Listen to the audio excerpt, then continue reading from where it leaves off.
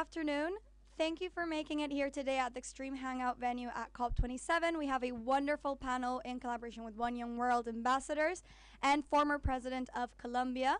So with no further ado, I'm going to introduce From Politics to the Private Sector, Building Bridges in the Fight Against Climate Change with Shuruk Abuzaruk, Abdelraham Fani, Mavis Mainu, Oliver Risch, and former president of Colombia, Ivan Duque. Please give them a warm welcome. Thank you so much, Carmen. And it's a great honor for me to be here in this extreme hangout. Definitely, I also have to say that this is the most beautiful and maybe the coolest venue in COP27. So this represents that youth is here, is present, and there is a real open space to have debates and analysis and so on and so forth. I am very honored to be here with such an amazing group of leaders, young leaders, that have done so much at their young age. So Mavis, thank you so much. It's great to be here with you.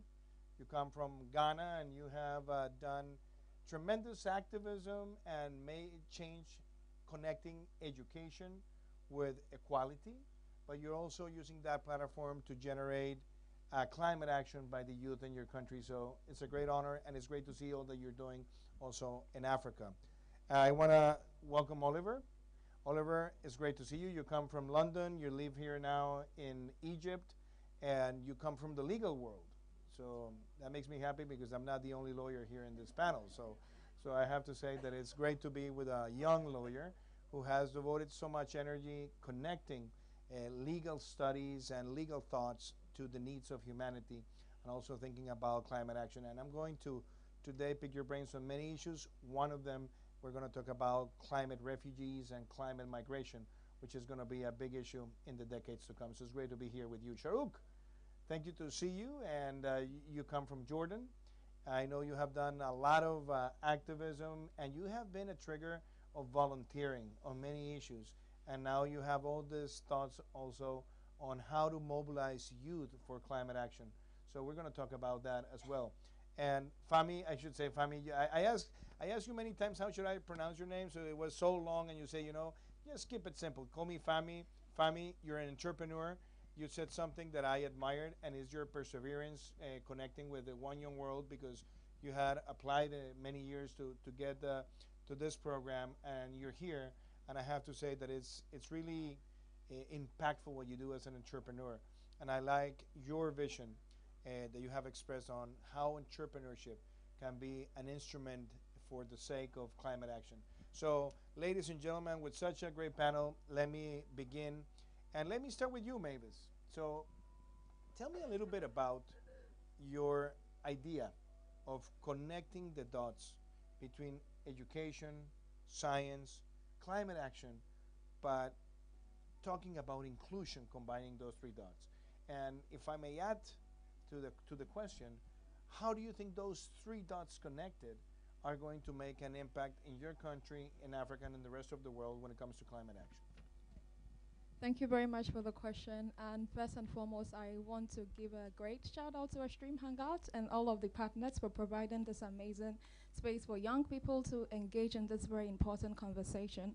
And Mr. President, it's an honor to share this space with you as well. So thank you so much for joining us today. So on climate science, education, inclusivity, and how all of these come together. First on climate science, so I work with the Climate Science Research Institute, Climate Analytics, and what we do is that we perform a lot of assessments on 1.5 pathway assessment. How are we doing? How are countries' actions and policies aligned with the Paris Agreement goal, which is 1.5?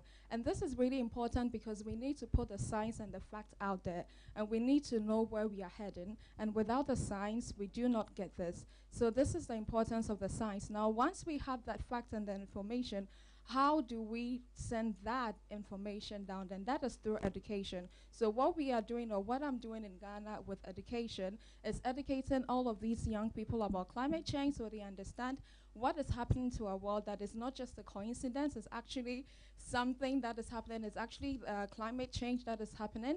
And with this knowledge and with this information, they are then able to engage in action. So they are able to contribute to the solutions that we need to solve the crisis that we are currently experiencing.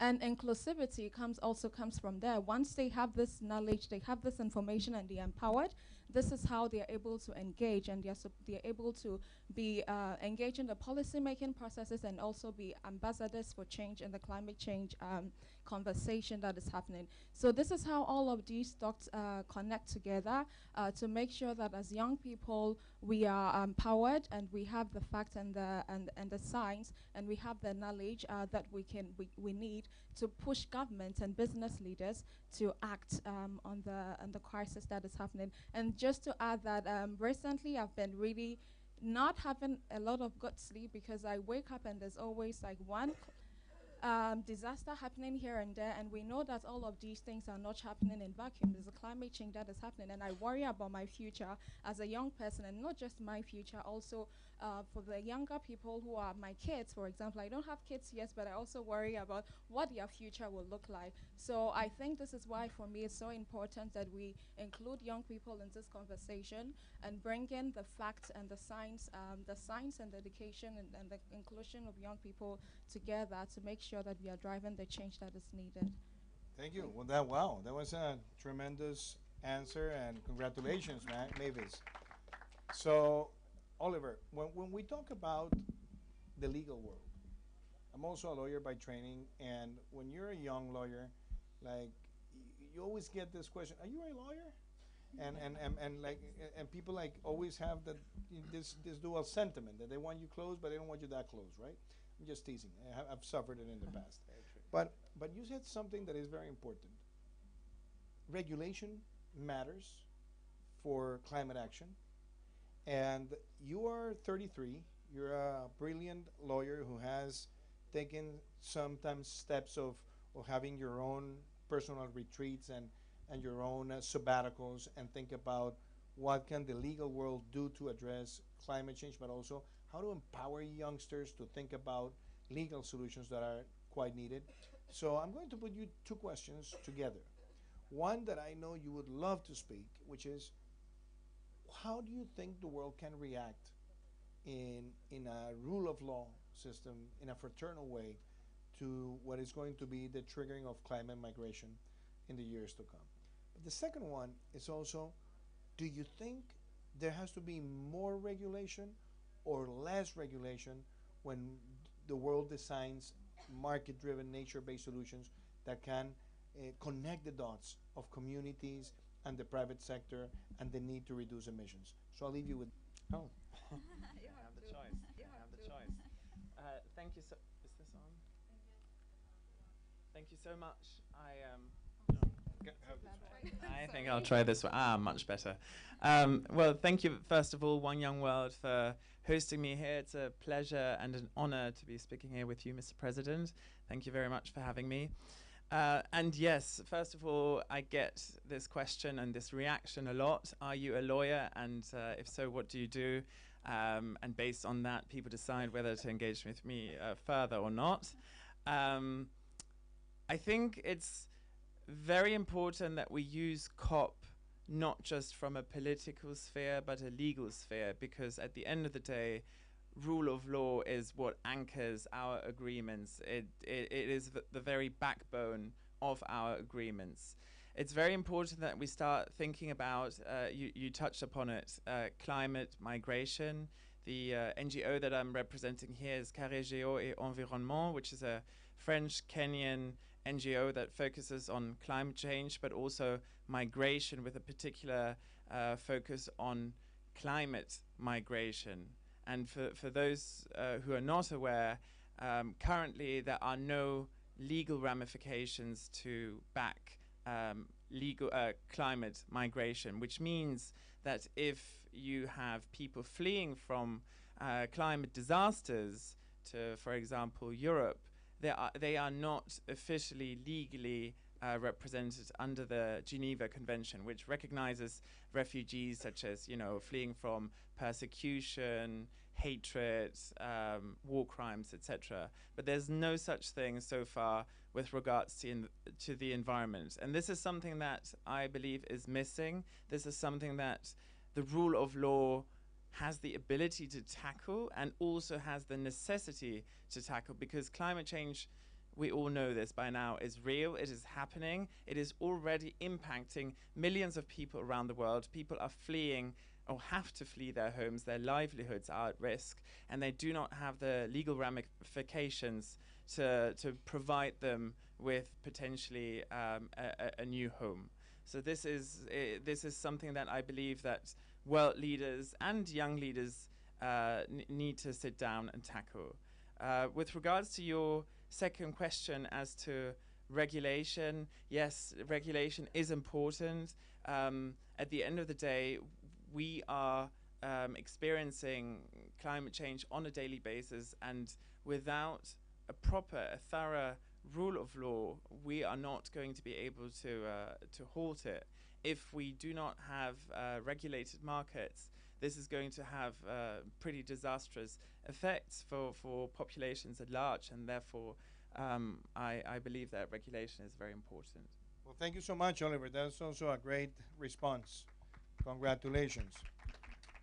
Shahrukh, so we talked about, before we came to the panel, about thoughts you have, reflections you have, and you also wanted me to invite you to tell a story, and that's the compelling story of how do you think climate action from the youth standpoint can be effective.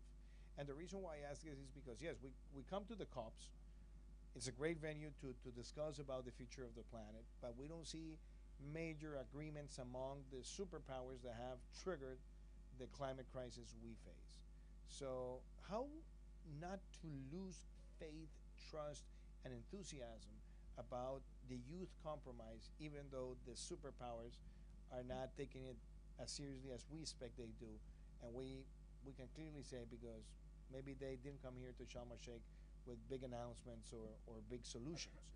But what also I loved about meeting you and meeting you all is that you still have that drive, that passion, and you say, well, it doesn't matter if they don't get to an agreement yet, we will continue to put pressure, we will continue to raise our voice. So tell us about that idea, and also in the way that you locally in Jordan have also, through the organizations that you participate, be able to keep on mobilizing youth for climate action.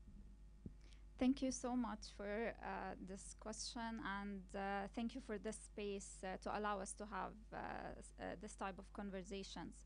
I work currently with Mercy Corps, which is a global organization, and in Jordan we are working on building climate resilience at community level. So youth play a very important role in that, because as youth we are all feeling like we need to protect our future. We need to work to put pressure on the decision makers now to act promptly to address climate change. I've been working with the vulnerable communities who have struggled with the effects and the impacts of climate change, to try and have them keep up the faith and actually actively engage in climate action. Because it's important to focus on the adaptation measures on ground, where people are actually living those impacts. So this is one of the things that keeps me motivated each day, just to work more on pushing for all countries and all actors, not just countries, private sector, NGOs, governments, to fulfill the commitments that are already there. We don't want COP to come up with the new commitments. We just need you to mobilize and act fast on the commitments that you have already pledged before under Paris Agreement and different articles. So it's very important to bring the element of the local communities and to contextualize the implementation of climate action, because each community suffers different things. It's not the same in all countries, it's not the same in all context in local level. So that's why it's important to engage even the youth in the communities through volunteering and through sharing the knowledge with them and building their awareness about what's happening in the world and how do they fit in with this bigger agenda, this bigger climate action. So that's basically what drives me. Well, I Thank think you. that's another great response. Also, I ask for a big round of applause here, and brings me to Fami, because Fami is the businessman here in this group, and you're an entrepreneur, but you also have a social drive, and I tasted that when we had the conversation, when we talked previously, but I also saw in the way that you wanted to connect the dots with your mates here in this panel. So a lot of people sometimes are a little bit reluctant to believe that from a business standpoint, you really have an environmental compromise. A lot of people today in the world think about greenwashing, or people think that business, when they get involved in the environment, is just to get more attention, to get more clients.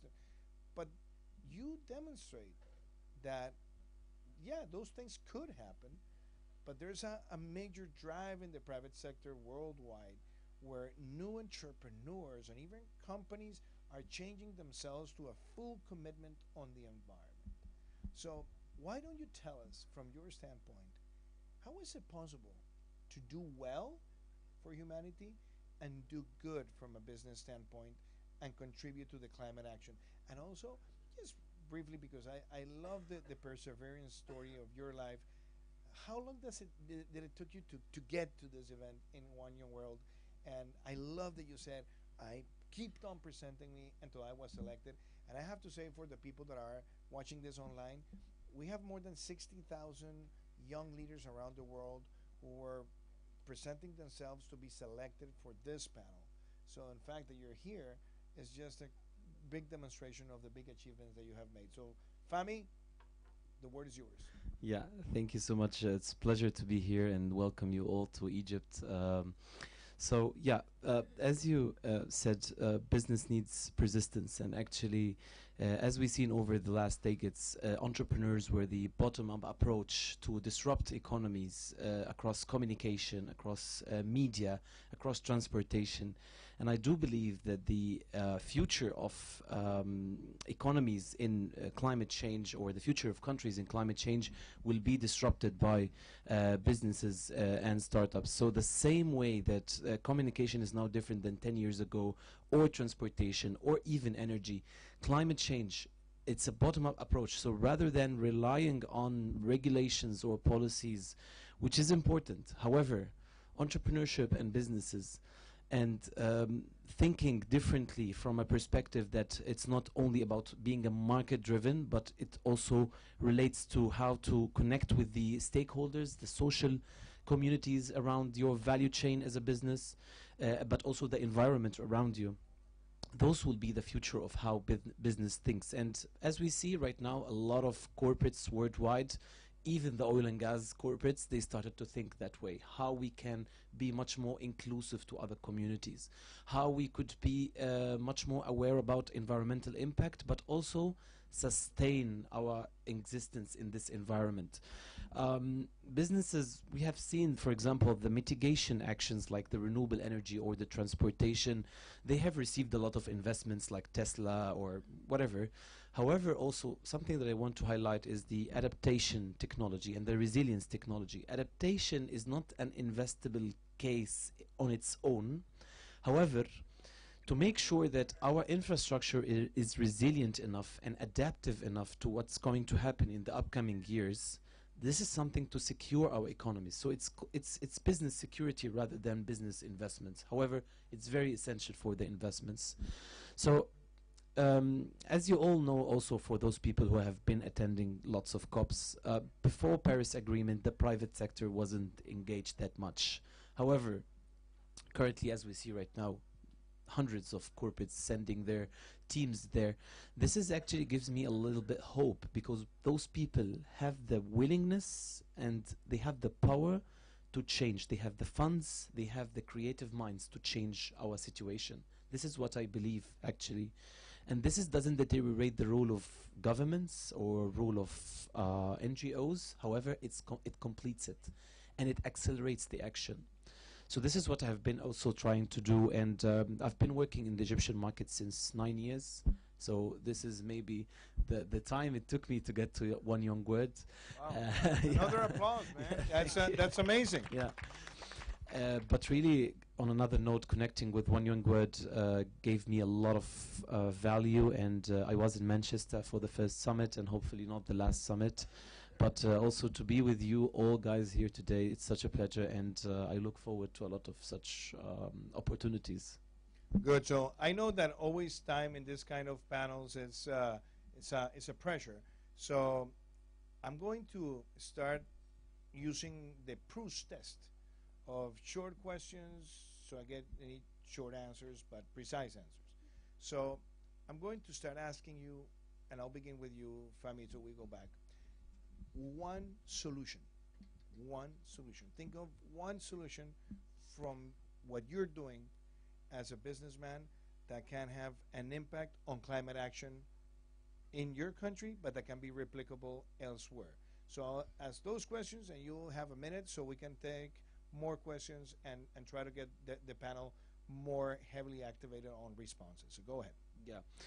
Smart agriculture and irrigation. This is something, it's very important for my country and other countries as well. Smart agriculture not only utilizes water, not only makes or enhances food security, but in other places of the world, it helps minimizing deforestation, or also uncontrolled agriculture activities.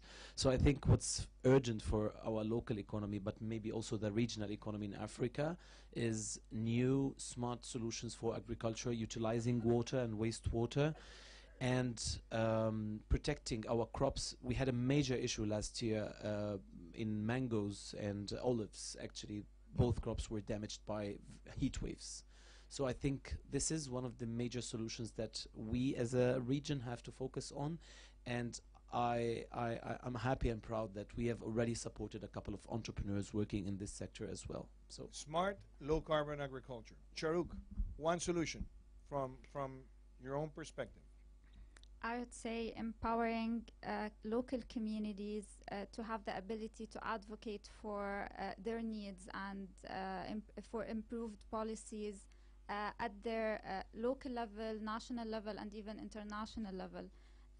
Because what's better than the vulnerable people who are facing the effects to understand the needs and to actually prioritize those needs. So what we need is to actually empower them, engage them in the discussion, and to enable the environment for them to do that. Good. Oliver, one minute, one action. Excellent. Besides legalizing or adding to the legalization of climate refugees, I highly recommend also having a legal structure in place for young leaders to be a part of the decision-making process. Right now, you can be a COB, you can be in local municipalities, but I would like to see laws, both national and international laws, for young people to have a seat at the decision-making table, not just the possibility, but making that a legal requirement, because at the end of the day, it's young people, and I mean people that are much younger than us, that are going to face the brunt of climate change. Thank you, Oliver. Mavis, one solution. And to add to everything they have said, I would say the money needs to flow, especially in renewable energy technologies. And we know that the money is there because we saw what happened during COVID. Governments were able, governments were able to find money wherever it was to introduce all these vaccinations and to make sure that we recover from the losses that we experienced during the economic losses during the COVID period. So I think we are not seeing a lot of financial flows into climate solutions, and most of the flows also goes into mitigation as opposed to adaptation. And from my background, from a developing country, it's adaptation. We need to adapt to some of the most of the impacts that we are experiencing, which was not caused by us. So I think that the money is where the issue is, and I'm really happy with the points that you made with the private sector engagement, because this is not something for only government or the public sector to do. This would need collaboration between the private and the public sectors to make sure that the money that is needed to flow into all of these like renewable energy solutions that is needed to help both for us to mitigate and also to adapt to the changes that we are already seeing in the planet. Thank you, Mavis. So, continuing with the Proust test, let me ask you. I'm going to get more personal here. So, we all preach about doing something for the planet, for the climate action. But I want to ask you, what is it that you do on a personal scale, in the way you consume, in the way you act, in the way you work, that you think is a good counsel for the rest of the young leaders around the world, for the rest of society? So I'll begin with you, Sharuk. Is it the bulbs you use at home? Is it the cars? Is it the bikes? What is it that you do in your personal life that gives you congruence on the campaign that you're leading to get climate action from the youth? Well, I have an electric car, if that counts. So, yes, this is one of the major shifts in my life when I became more activist in the climate change world. I changed my car to electric, and I'm more aware of how we are around the house utilizing energy. Because this is something that should be done at each household level, and it's our own responsibility to do it. So being aware about the consumption on an individual level does make a difference eventually. Fami, one thing that you do in your daily life that is congruent with what you're doing on climate action? An electric car, unfortunately. But it's a good idea, right? It's a good idea, right? Yeah, it's really a good idea. Yeah. They're a little bit more expensive here, but the one thing that I really take care about, because also I'm coming from a circular economy background, is the consumption and the way I segregate my waste. So I pay very good attention to the usage of plastic bottles, whether multi-usage or single use, and I also encourage the circles behind me, whether my colleagues or family, to pay a lot of attention to our consumption rates.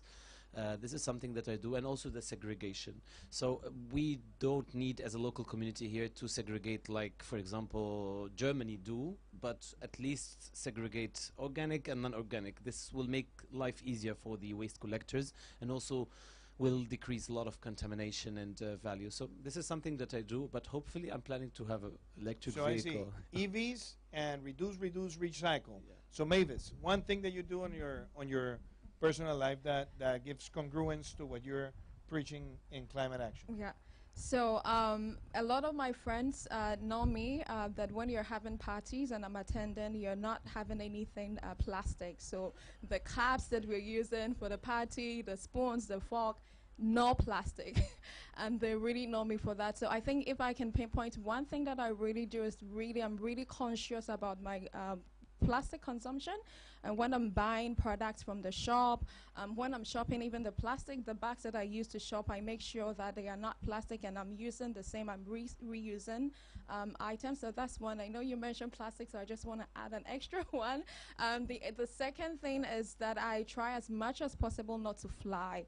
So, and I think I'm just a bit fortunate to be living in Europe, where it's possible to use trains. And I know this is not an opportunity that a lot of other specifically developing countries have, but as much as possible, I try not to fly. Unfortunately, I had to fly to Egypt because there were no other options. But when it is possible that I can go with train, I do that. Good. Oliver, one thing, Yes, and you cannot repeat what they have said. I can't. So it's getting Well, tougher for you. I can just So we say. said EVs, recycle, and we also not using plastic in our events. Well, first of all, I can say I don't have a car, so that's already a step up from the electric car. Yeah, I just have a bike, but that's because I live in a small beach town called Dahab, where really having a bike is all you need. But I think otherwise a very small change that I've implemented since last year is really reduce my red meat consumption. And this is something that we all can do because, you know, it takes so much water to produce a kilogram of meat. And I'm not a vegetarian, not vegan by any means, but, you know, when people come to me and they say, oh, well, do we have to go from 0 to 100, you know, when it comes to changing our lifestyles? I always say, no, you can make a change through very small changes in your daily life. And for me, that's reducing my meat consumption. Good. So these are very important for habits: EVs, recycling, no plastic consumption in events and gatherings, and also reducing red meat consumption. So I'm getting some looks that we're running ahead of time, but I'm going to do a political question, I'm going to do a personal question, and I'm going to try to do very fast a call to action on a very important issue for the world on climate action. So I want you to be as precise as you can be. This is very, it can sound political, but I want to put it because you're young leaders and you expect a lot from world leaders. So if you had President Biden and President Xi Jinping sitting here, and there were one thing that you could ask them to do, one thing, what would that one thing be? And I'll start with you, Oliver. Provide more finances to climate change and take action now, because the money is there, but you do not prioritize it enough. You care more about the economy, the private sector, but you do not care enough about the environment. If you did, then we would see a lot more financial assets flowing into the right direction. Fami, one thing. Collaborate and cooperate the same way you did to get the word out of COVID, to get the word out of the climate crisis. If those two countries cooperated together, they can lead the word and lead the other countries to get it out of the climate crisis. That's it. Mavis. Mine is simple. Set fossil fuels phase out targets. We do not need fossil fuels, and we know that is the cause of the biggest emissions and the reason why the world is heading where we are heading. So I would just, as simple as possible, courageous enough and set up fossil fuel targets for your countries. Sharouk. Well, I would say that we have an abundance of international policies and strategies. What we actually need is tangible actions on ground, especially in developing countries where climate crisis is hitting the most. I think those responses, the 4 responses are great. So let me ask you a personal question. Because a lot of young leaders have asked me, why don't you ask them what made an influence? What drove them to become such powerful leaders at such a young age? So I'll ask 2 questions in one. Tell me about one person that influenced you directly for being the leader that you are today on climate. And the second thing, if you were to recommend a book, a movie, a song, or our experience that has also shaped your views on climate change, what would that be to be shared with the world? So I'll begin with you, Fami. Maybe a person, I don't know whether people will be familiar with him or not, but he's called Ahmed al-Shuqairi. He's an influencer from Saudi Arabia, and he has done a lot of movie series over YouTube and TV to speak about the words innovation for being kind to the people and to the nature. So he was my educator for everything. Say the name again, because Ahmed al-Shuqairi. Okay, so I'll ask our good friends from the production and from One Young World to share that part with the rest of the One Young World community. Yes, exactly. Regarding books, I'm not a good reader of books, to be honest, but Can be a movie, can be a podcast, something that you believe, can also be shared that has impacted you as a climate change activist? To be honest, the most movie that I'm getting impacted by, but it's not related to the environment, is The Accountant by Ben Affleck. It's really very capitalistic and think. We'll talk about that later. Yeah. But really, this is my favorite movie. I don't know why. It has nothing to do with the environment, though. we have to pay taxes in Colombia pretty soon, so we might have the accountant being called. Yeah. Shahrukh, one person that has influenced you and one recommendation that you want to share, a book, a movie, a song that has also impacted you in your reflections on climate. Well, it's very hard for me to pick one person because the people who usually motivates me are my family, and they try to push me to get always the best out of anything that I work in. So what influenced me to stay in the climate change activism in the world and in my country is that I kind of I like to be close to people, and I like to be close to the local community, and this is what motivates me. About movies and books, I don't actually read a lot. I'm more of I like the technical part of the thing. I like to read a lot about the science behind everything. So just a general thing I could say here is that for people to follow what they are passionate about, not what others make them think they love or like. Good. Oliver, one Ye- person, one recommendation. Yeah, you took the words right out of my mouth, Shrouk. Actually, it's my parents, as cheesy as it may be, but both my father and my mother have. I'm a parent, and I don't want to be called cheesy any moment in time. Huh?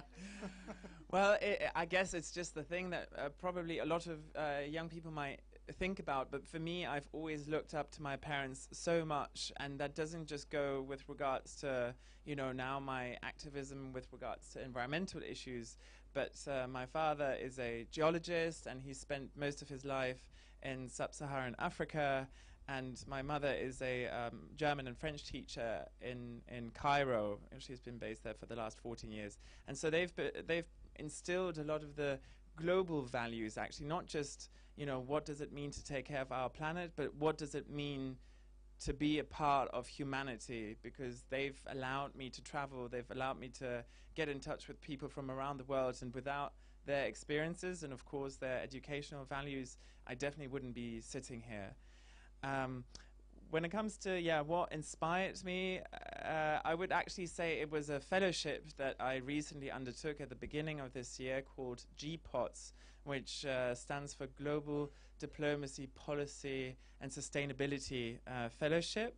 It's a new fellowship that was created by now two very well-known environmental and social scientists in India, and that brings together young people from around the world for an online fellowship of 3 to 4 months, focusing on the areas that I've just mentioned, bringing together as well experts in the field. So we were able to speak to people from the sustainability sector, from the diplomacy sector, as well as the political sector. And we realized, I saw firsthand how all of these sectors were combined and how they interconnect, because we can no longer just differentiate between the environment and diplomacy and sustainability, etc. These are all part of the same value chain. Good.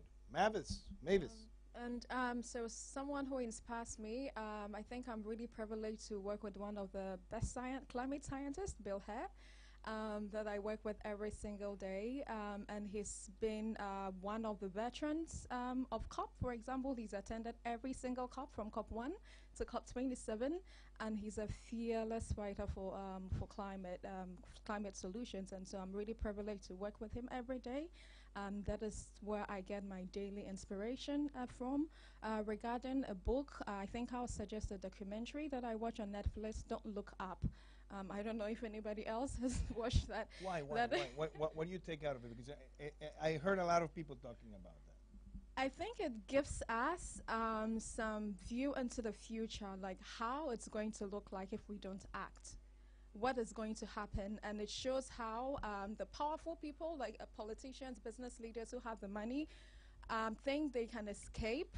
But actually, nobody can escape the crisis, because you can go to another planet and then you die there because you think there's another planet B. And I think it gives that perspective, and it helps you to understand that this is something that we need to act on, because there's nowhere else for anyone to go. Even if you're the president of the United States or you are Jeff Bezos, where you have all of the money. So that's why I like that documentary. So I really recommend for everyone to watch. Good. So since we're running, basically this can be the last question, and I'm enjoying this role as a panelist anchor with such an amazing group. I'm going to talk about one thing that is doing a lot of damage to the world climate. The second largest trigger of emissions in the world is deforestation. If deforestation were a country, it will be the third largest country in emissions, and it represents today 20% of all emissions in the world. And even if the world decided to shut down all the fossil fuel consumption capacity today, we'll still be lagging to meet the target towards 2030 and towards 2050. That means we have to do a lot on deforestation. So I want you to think, how can you, through the One Young World community, trigger a more dynamic action from the youth around the world to raise the attention on facing deforestation, as maybe vis-a-vis with fossil fuels, the two main causes of greenhouse gases emissions in the world. So in this, I'm going to allow, who wants to go first? Sharuk, there you go. And I'll go. I would say that through One Young World, we can definitely reach out to all the young people around the world and raise this issue, starting from building awareness around it, starting from giving the youth access so they can actually understand the how large is this issue is, and how big it is, and how it's affecting the world. And from there we start building this knowledge, starting for each young people to take ownership, like, yes, I need to build awareness around it, I need to get decision makers to act around this issue. So I would say this would be like the first thing, build awareness around it, and build this momentum just to get this issue on a global level. Good. Mavis. And to add to that, once young people are aware, I think we also know where power lies with the people, and we've seen what happens when young people go onto the street and demand governments to act. So I would say that is another way we can do this as young people, to make sure we are keeping governments on their toes and pushing them to implement the policies that we need to stop the deforestation that is happening. The second thing, also as consumers, being conscious of what we buy, because the trees are being cut to do something, to produce something.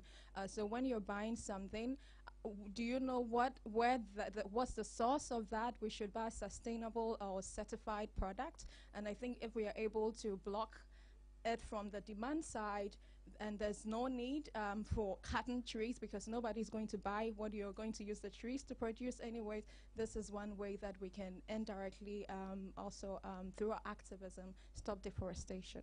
Fami, from a business standpoint, think of a possible solution, but something that can also be done jointly with One Young World, with the One Young World platform.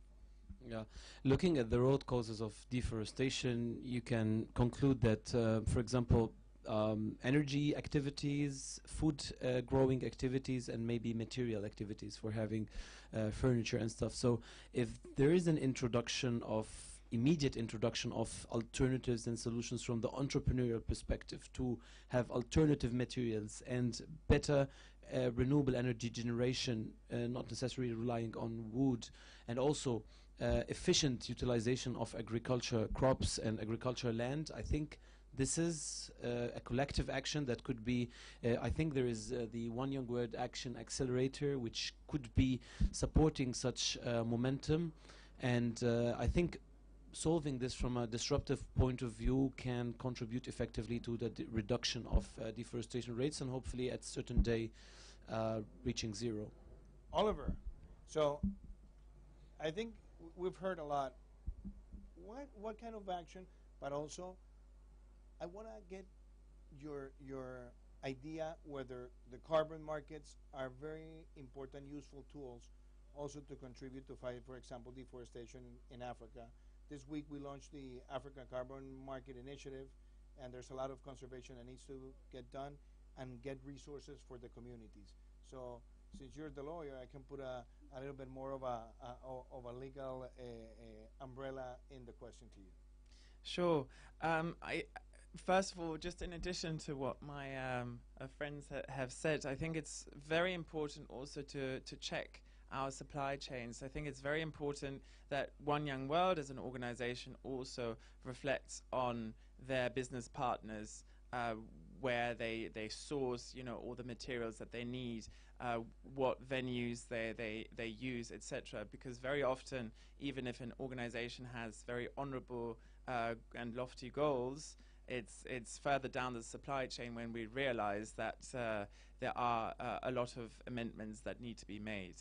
And well, when it comes to the law, I actually my suggestion was more to see One Young World stepping up as a forum for young people to demand action from their local MPs, because I actually think this is the most important message, that young people can be change makers in their communities if they put the right pressure on people. I actually believe we are a lot stronger when we act together as one team rather than as lots of separate teams. So I would love to see One Young World stepping up and bringing all of us, this incredible network of thousands of young people by now, together and have an impact on both local and international politicians that they can no longer ignore, because very often, sadly, I see young people being ignored at the world stage. Well, those are brilliant responses, and since we ran out of time, I want to wrap up by saying a couple of things. First of all, I want to express my gratitude to David and Carmen that have organized this gathering. Thank you so much. From a distance, I want to express my gratitude to Kate, and I know how she has been the driver also of One Young World, and I have to say that I'm here not as a former president, but maybe as the husband of one of the One Young World ambassadors, because my wife, Maria Juliana, was a very active participant in the Manchester meeting, and she was a force behind our youth strategy in Colombia.